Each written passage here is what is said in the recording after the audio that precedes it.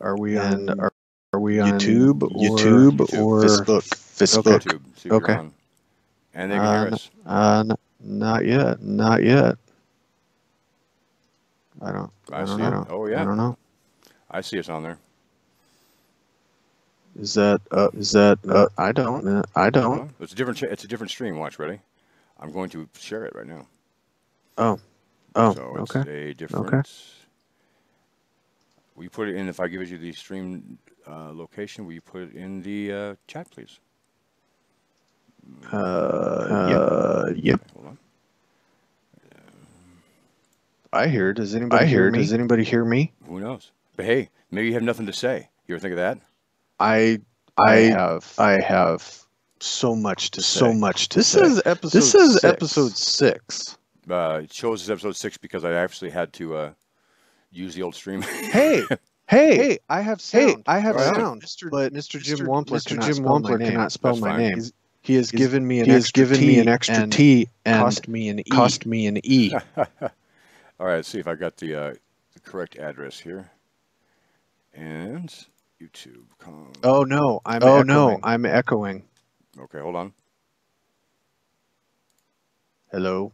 Am I still echoing? Hold on. I'm sorry if that is so. Because that won't cause Jim Wampler to leave. Are you still is the question? Yes, am I still echoing? Anyone? Bueller. Well, there's 3 people watching. So Jim, you gotta step up and let me know. I'm sorry, everyone. I'm sorry.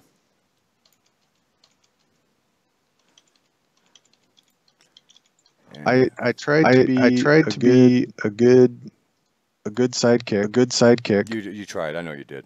I believe you. Apparently I'm still echoing. Okay. Let's see what I can do about that.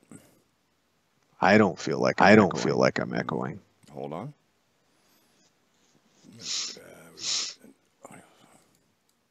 Okay, let's try now. Hello? Am I still echoing there? Are you getting any sound at all now? Mage? I can hear everything perfectly fine. Well, that's great. I mean, not that anybody gives 2 shits about my happiness. See if anybody says anything. It's got to be a setting. It's not me. No echo. Yay! Yeah, we got Skeeter. Let's make this happen. Yay! Go get them, bitches! That's Woo! right. All right, so the new one's up. That probably just fucking killed everybody. That's right. Hey, here we are. We were late. We actually had a ton of trouble with this, and this time I am totally going to blame Skeeter Green. Why? Yeah, God, because he's a fucker. He's the worst. Last night, I actually had Chuck and myself and Mike Ballato on a stream for Frog God, and it worked fine until Chuck showed up and echoed everywhere and got bitter. I think the common denominator here is that you're fucking this up. That could be it, but I don't think it was. I'm going to go with no. So, whatever you say. Okay. All right. Anyway, I'll have to edit this out. Hi, everybody. I'm Zach Glazer, and this is with Frog God Games and with Uncle Matt's D&D studio, and that's Skeeter Green, and his affiliation is probably best left alone. We come here. I'm a travesty. We come here and attempt every week or so to go and talk about some games that we find on my shelf. And as you can see behind me, wicked smart about it. As you can see behind me, I have a problem. I like to buy box sets of games that I couldn't have as a kid. Problem. When I was a kid, I couldn't have those games, and now that I'm an adult with no responsibilities, I'm basically a child, just a bigger body. I can buy them, and I buy them all. And so, you share this to Facebook? Oh, hold on. I was so excited I heard your voice. I don't think so. I know. I appreciate that. Well, hey, it could be worse. You could be a relatively famous RPG game writer, designer that gets busted for porn all the time. Who's that? He's got a saint in his name. Oh. Whoa. I Okay, well, ain't afraid of nobody, man. we're on Facebook now too. It looks like as well. So let's see if that's Oh working. yeah, hey, I see it. Right on. All right, so I will handle the Facebook side of this. All right. So it was Zach's fault. All right. Well, everybody keep quiet so Infinity Gauntlet crawls closer to Skeeter's pal. Yes, that's a good idea. It should crawl closer Oh to my his head. God, Easterbrook is watching. Brett, oh my God. This is not good enough for Yeah. Brett. We are not worthy of Brett Easterbrook. Oh, again. what, Ruben? Are you double timing? Are you on Facebook and the YouTubes?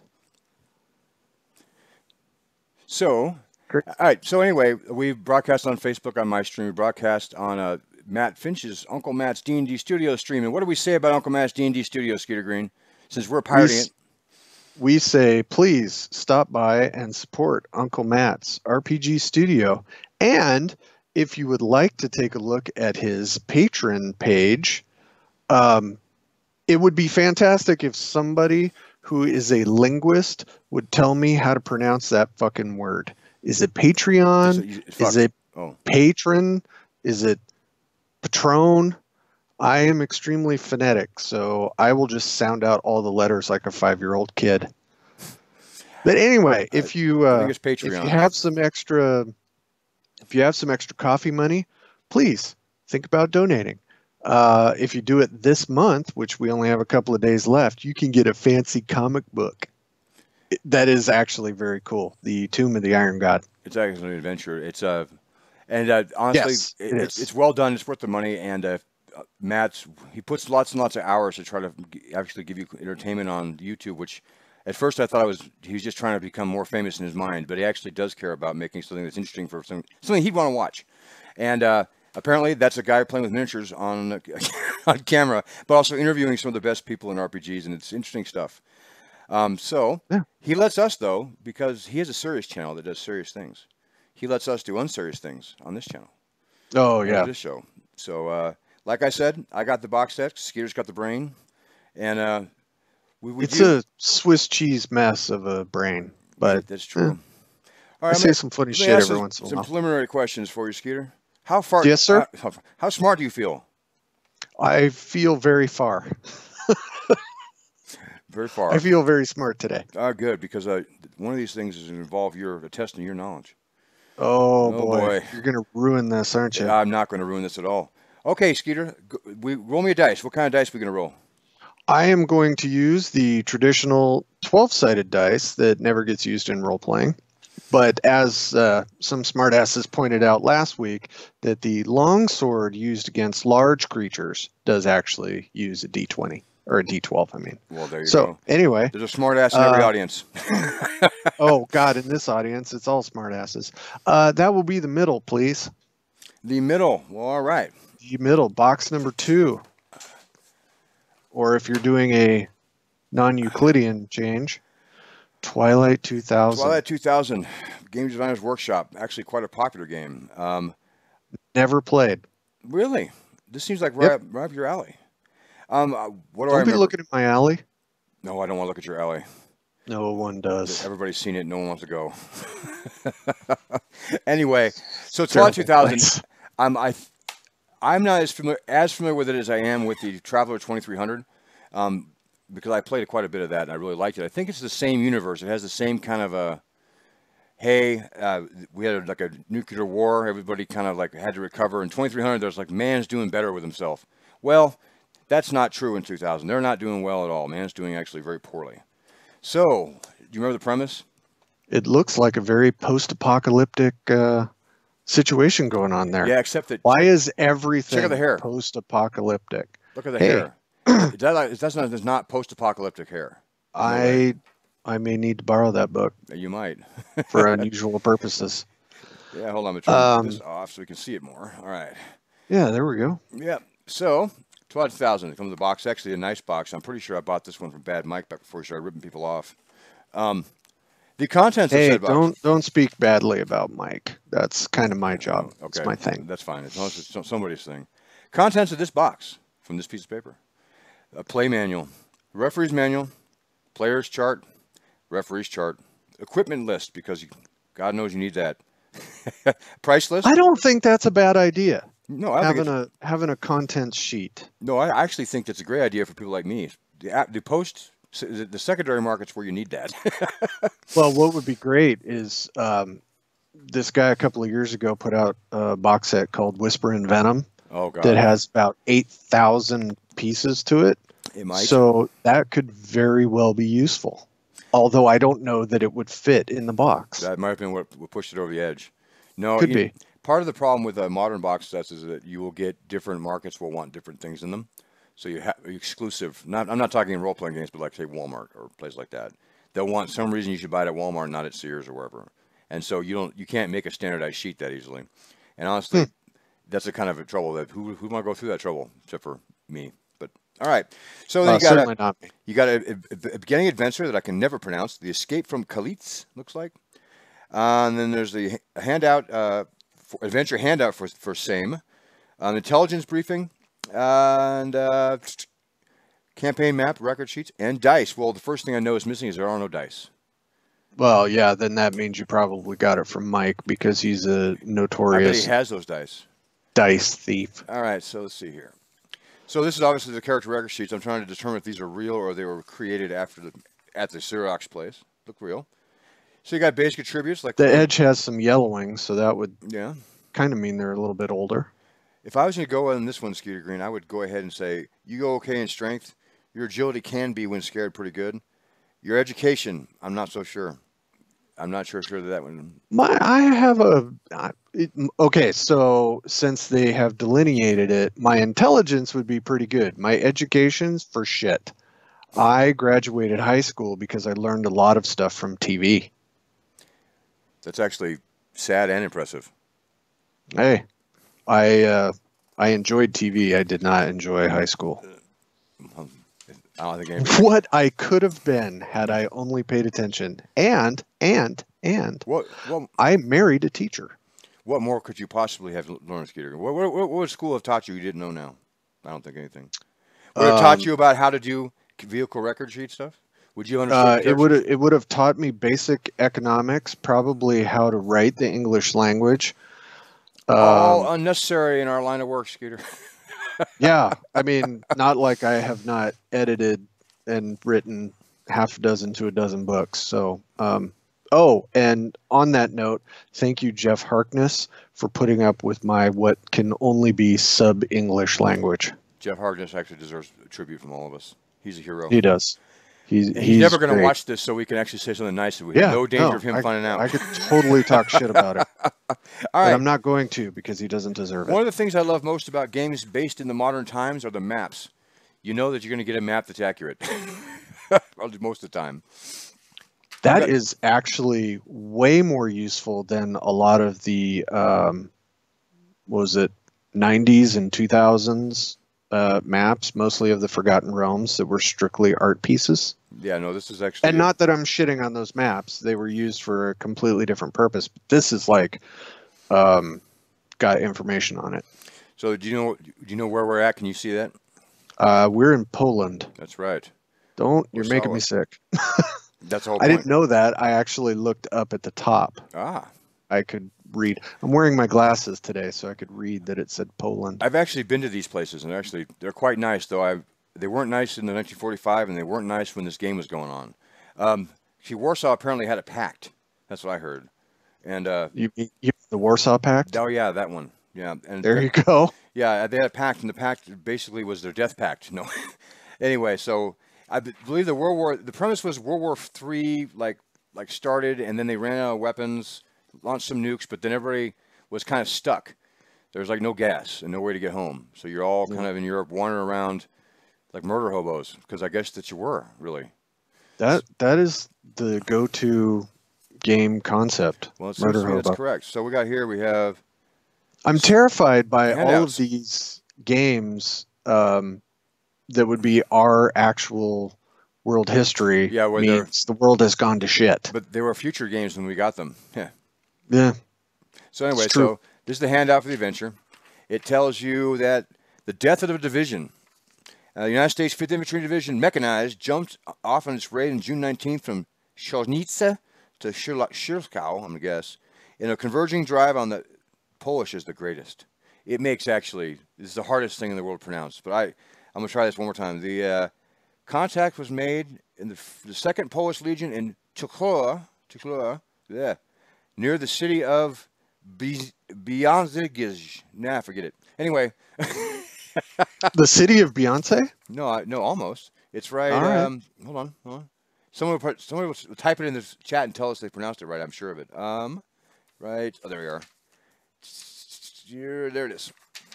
Right there. Yeah, we got that straight. Come on, focus. Nope, not gonna get it. Yeah, I'm pretty sure that says Beyonce. Yeah, I think you're right. Beyonce. It's spelled BYDGOSZCZ. Oh, I was waiting for somebody in Facebook to pronounce it and tell us we're idiots, but They can't talk on Facebook.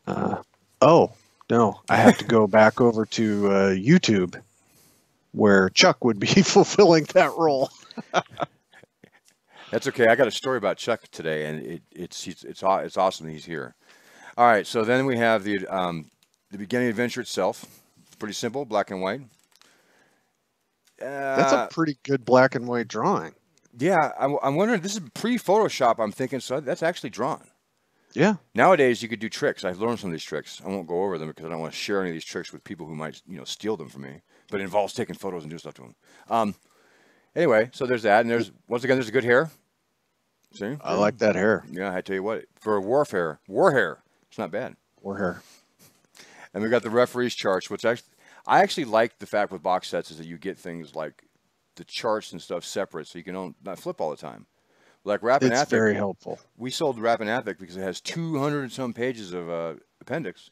Flipping through the book would become hard. We actually sold a softcover almost at cost to make sure that you could actually use it. Biogish.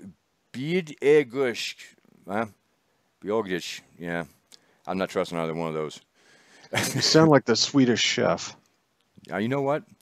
All of Poland kind of sound like that, except there's nothing that you said actually looked like the letters that they told you. But anyway, I like having the charts available separately, so you're not always flipping through the same book. And you can actually give players the book to look at the player rules rather than to go no.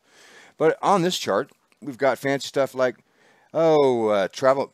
Got the speed rate of a mule, Skeeter Green. What do you think that is? Kind of slow. Not a bad guess. Not a bad guess. They're not fast, but they're steady. Well, let's put it this way. And they don't tip over. A motorcycle can go a maximum speed of 190, it says here.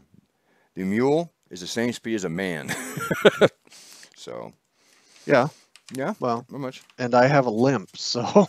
That's right. They're probably slow. A real man. Yeah. Oh, yeah. Okay. So, weapons chart, melee charts, hit charts, man versus animal hit location chart. Do you remember this one from Moral Project? All right, here we go, Skeeter Green. Wow. Roll me a D10. I'm going to roll you a D10, and I'm going to get you a 7. You actually, you got attacked by a dog, and he bit you in your right leg, man. That's what it says. That's my bad leg. I just got out of surgery for that. So, no, you got that. I remember this one being actually... It wasn't a complicated RPG like a 2300. Sorry, Traveler 2300, which had nothing to do with Traveler except for the name. But it was. I enjoyed it. It was skill based. It was. There were a lot of. In that game, there were a lot of occupations that were totally useless, but they were in the book, and they were what they're for. So. 5 people just joined the Facebook page, and they are a murderer's row of people. Yes. I can only imagine. Is Casey one of them? Yes. There you go. See? I knew it. All right, then so we have, this is the character generation worksheet, so that's how you make your characters. Got all your fancy stuff, your military experience bonuses, your body combat damage. That is quite a worksheet. Yeah. That is involved. It's not near as bad as the ones we've seen before. Rollmaster, for instance. No. Yeah. And there we go. Same thing. That's just like a number salad. So 2 manuals. You got a referees. Once again, I like the art. Yeah, it's nice art. For the days when you could buy 4 pieces of black and white art and be happy. Bill Webb would be so happy if those days were still here. But actually, I like it. I think it's evocative of what it is. Right. Well, there you go. That's you in the morning.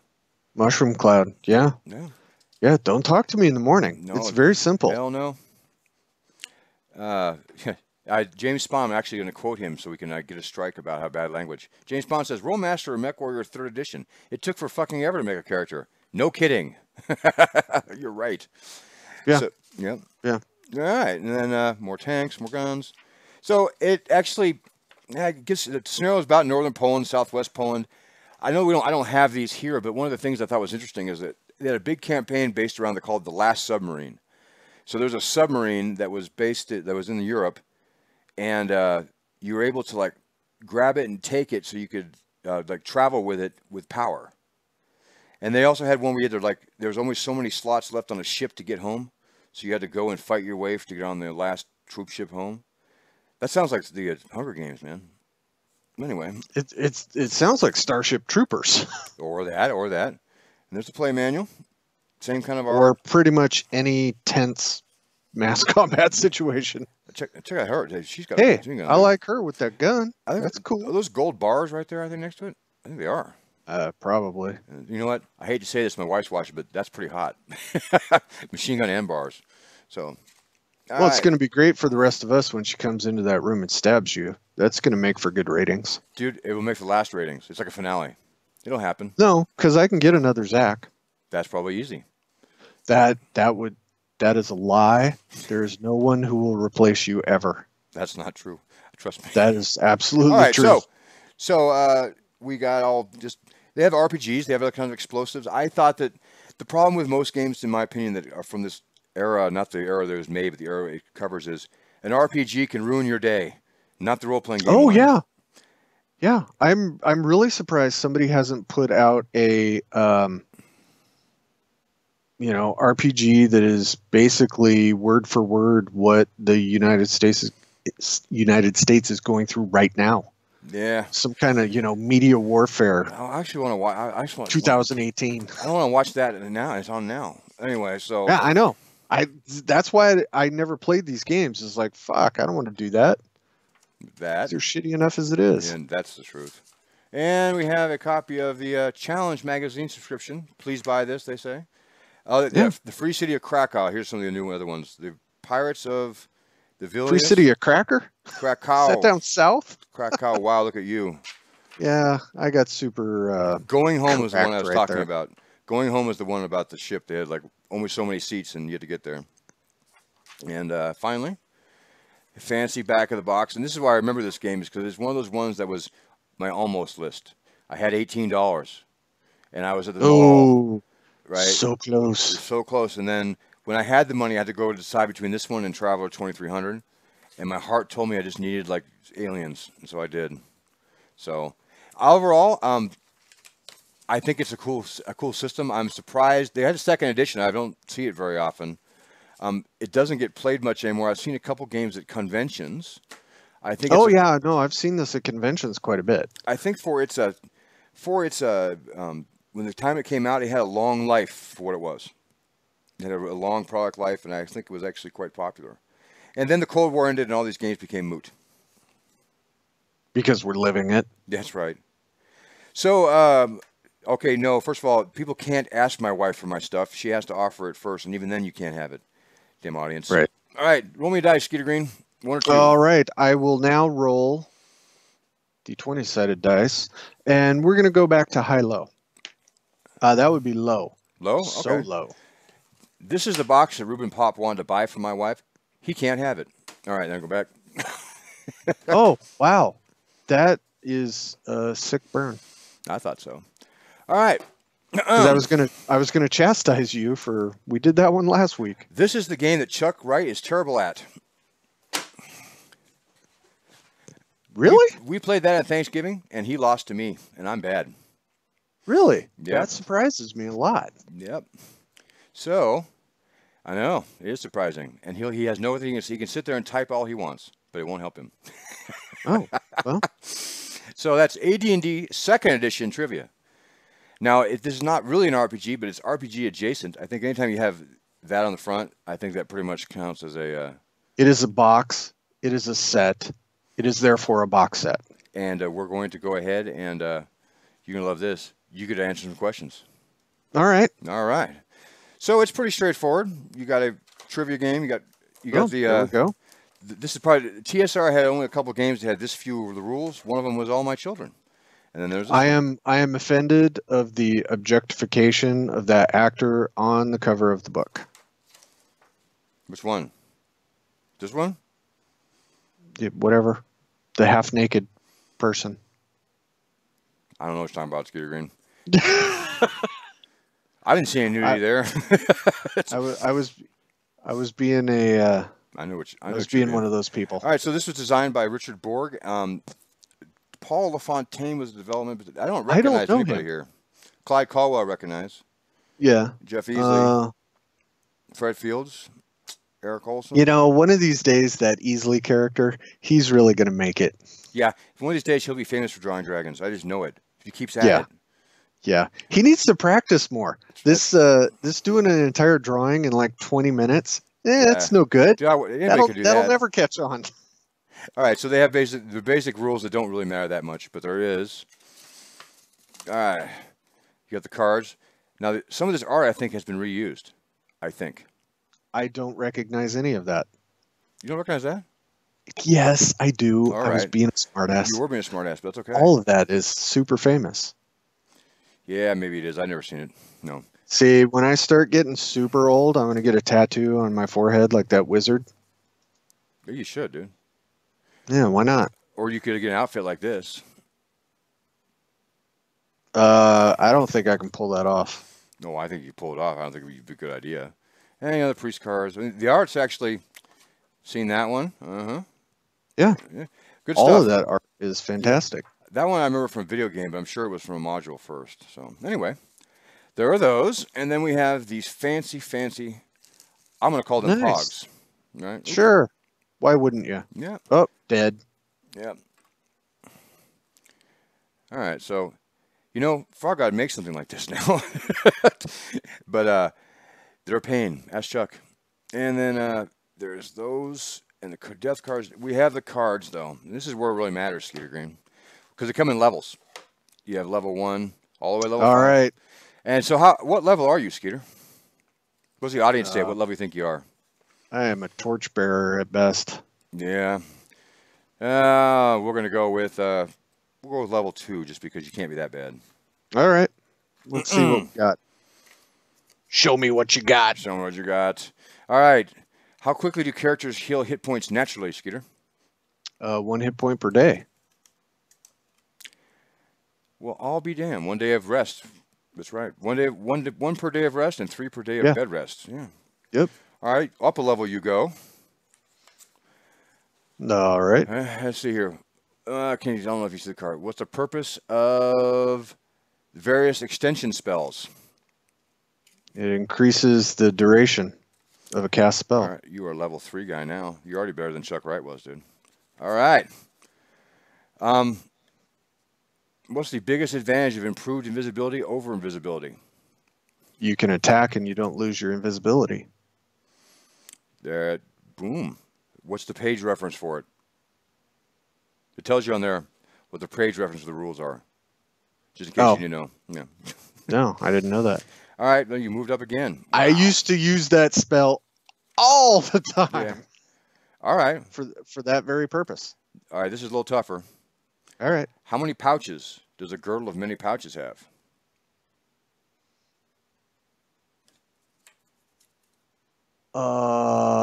16? Oh no, you had the right sound of voice. 64. Oh.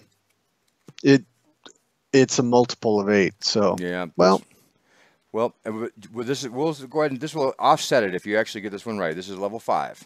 All right. Delgor the Dazed has just cast Meld into Stone spell and literally walked into a large boulder. What will happen to Delgor if Philandor, God, I said Philanderer, Philandor, the mage, is creatively frenzied, decides to use stone shape to turn the boulder into a statue? So someone does cast Meld to Stone, and then someone says stone shape to a statue. What's the effect? He'll get ejected. Alas, no. What happens? Audience. No, nope. 4d4 hit points of damage. Really? Yeah. Page number 211, the Player's Handbook, second edition, if you want to check. Huh. Yeah. Interesting. No, so it's interesting because honestly, I never played second edition very much. I played a ton of it. Yeah, and when this came out, this was, I think the craze in trivia was already dying, but what a no-brainer. Because you get a bunch of nerds, and they love to show each other how smart they are, and you have a game that has 10,000 rules. What if possibly could be a better game, except they don't drink and go to parties, so no party atmosphere. Well, I'm surprised there aren't more of these at convention games. Because nobody knows them. With like a prize. So, whoever is the last in line, Dio, you win a prize if you get all of these questions. Well, I think that I know North Texas had one, but it was so hard that almost nobody got it but Alan Grow. And That's true. He mopped them up with it, I think. It is something. So, I don't know how much Alan was into second edition. I know he's heavy into first edition, and if it has anything to do with Greyhawk, he knows it. But I don't. Dude, that guy's a fraud, dude. He doesn't know anything about Greyhawk. I'm just kidding, Alan. No. You're going to be struck by lightning. Or by a Mel's acid arrow. Yeah, no kidding. All right, we have one left. This one I'm going to open the shrink on. Oh, no. Oh, yes. Oh, yes, oh, yes. Oh, no. I want to see if you can hear the shrink crackling. What have you got for me? Cyborg Commando. Nice. This, I believe, it was the relaunch from the guys from TSR that was outlined by Gary and written by Frank and I think Kim Mohan. The reviews were not kind. Well, I mean, you can't bat 1,000. Nope, and this proved it. Set one. Now, this had some couple of interesting things about it that I know. That one, it had some novels, which I did not know. And I bought one and I looked at it and it was not amazing. No, the box itself. Set one, Battle for the Earth by Gary Gygax, Frank Mincer, and Kim Mohan. Science fiction role playing. From the back, Invasion.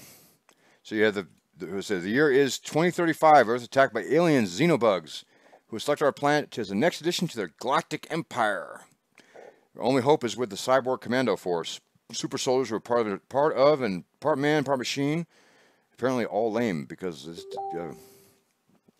so from there, what we got inside? This has never been opened. I can feel the 1987 air coming out when I open that up. All right. Got dice, and that's how you know I get dice is I have to unshrink it. And there's something about those dice I'll get to in a second. We've got the manual. Manual is the same cover piece, obviously. 2-color. Maps of the world as we know it. Charts. Now, my understanding is I have to look how this works. But I believe the dice were not used as D100s. Ooh. And he's not here anymore. I can start talking about him. Yeah, well, hold on. And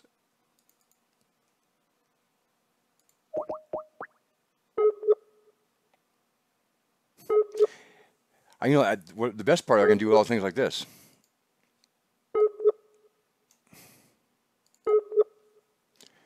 While we wait. Oh, I have a picture of him too. Where we go? Let's see here. Oh yeah. So we have a picture of Skeeter Green that I saved just for those times. So when he's not here, we can just, act like he is. Oh, there we go. There we are. So it's like we're talking to him. Anyway, so Cyborg Commando, what I was going to say before he rudely left, is that the dice, actually, I believe, were multiplied together. They weren't actually used as a standard dice. Yeah, he's frozen. He's not just frozen, he's gone. I'm reading the chat here from everybody. And honestly, who misses him? Anybody? Vote.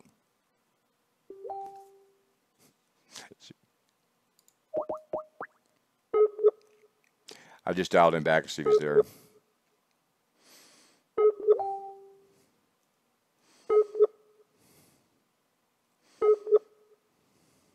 Well, it looks like we lost Skeeter Green, and apparently we're going to find out how good a host he's not. No, honestly. So the Cyborg Commando, I'll go over it real quick. The reviews were bad. I feel bad every time because I know Frank, and I know him well enough to know that they didn't want this to be this way. They did not want to come out with their debut game after TSR. And no, I didn't turn into a statue, at least not yet. It was not well received even by some of the friendly press. I think Dragon gave it a terrible review, which was probably an accurate review, but it was still all the same. So yeah, the dice were, I think, multiplied together. And see here. Nope, still no Skeeter. I don't miss him. Anyway, so no, the dice were multiplied together. It's like a really weird system.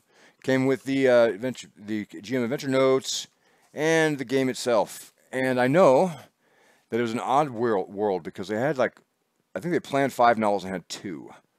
So, but I mean, it looks a lot like the other games of its day. There's less art than I expected. Game combat. Yeah, they wanted to try. I wish Skeeter was here because if he was here, I could do one of these with his body part affected because you roll the dice. So he could flee in fear, or he can have his weapon destroyed, or he can get, ooh, ouch. A couple other things as well. So, more art. Looks like psionic style stuff. Yep. I got a message from Skeeter Green. He says he loves you all and is sorry he couldn't make it anymore. I like being able to speak on his behalf. Anyway, let's see what we got. The empty boxes kind of reminds me of him.